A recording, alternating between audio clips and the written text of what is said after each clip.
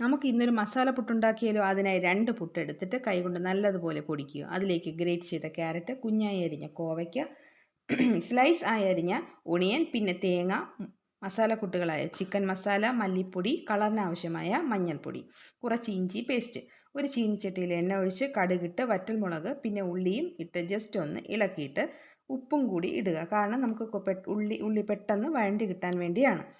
വാടി കിട്ടുന്ന സമയത്ത് ക്യാരറ്റും കൂടി ഇടുക. നല്ലോണം ഇളക്കിയ ശേഷം കുറച്ച് നേരം അടച്ചു വെക്കുക. തുറക്കുമ്പോൾ നമ്മുടെ ജിഞ്ചർ പേസ്റ്റ് കൂട്ടിയിട്ട് ഇളക്കുക. പിന്നെ തേങ്ങയും ഇട്ട് നല്ലതുപോലെ ഇളക്കിയിട്ട് 1 മിനിറ്റ് അടച്ചു വെക്കുക. തുറക്കുമ്പോൾ നമ്മുടെ മസാലക്കൂട്ടുകളെല്ലാം ഇടുക.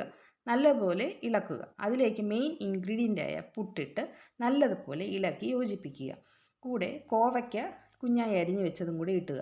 അത് ഒരു ക്രിസ്പിയായിട്ട് കടിക്കാൻ ആവശ്യമാണെങ്കിൽ ഈ രീതിയിൽ ഇടാം. അല്ലെന്നുണ്ടെങ്കിൽ നേരത്തെ ക്യാരറ്റിനൊപ്പം ഇട്ട് വേവിക്കുക.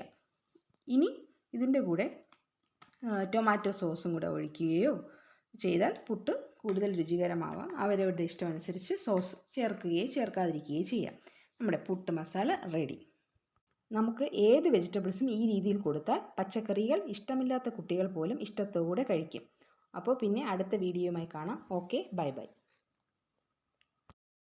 എല്ലാവരും സബ്സ്ക്രൈബ്